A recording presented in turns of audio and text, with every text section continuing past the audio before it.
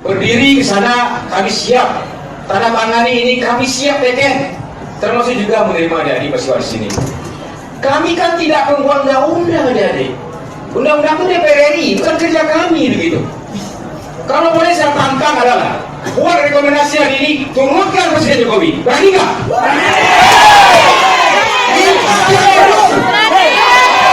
Berani nggak?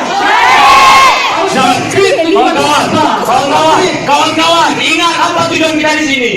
Jangan terprovokasi. Apa tujuan kita? Tidak ada tuntutan Jokowi. Bapak jangan menggiri waktu ini. Tunggu sebentar Pak, izinkan saya bicara. Bapak Dewan Perwakilan Rakyat. Dewan Perwakilan Rakyat. Bapak harus mewakilkan apa yang suara ini. Apakah suara ini kurang? Mewakili suara rakyat. Jangan menggiri opini. Ya baik. Betul Bang. Baik, tentu dalam persiapan ini ada poin-poin yang kita coba sepakati. Kami siap menerima tuntutan adik-adik mahasiswa. Undang-undang RUU KUHP hari ini kan sudah sampai ke Presiden, ya kan? Ditunda.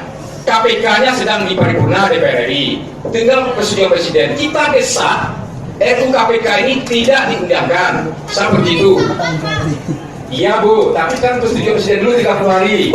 Baca undang-undang tentang program hukum daerah misalnya kan, peraturan perundangan. Itu kenapa saya katakan tadi.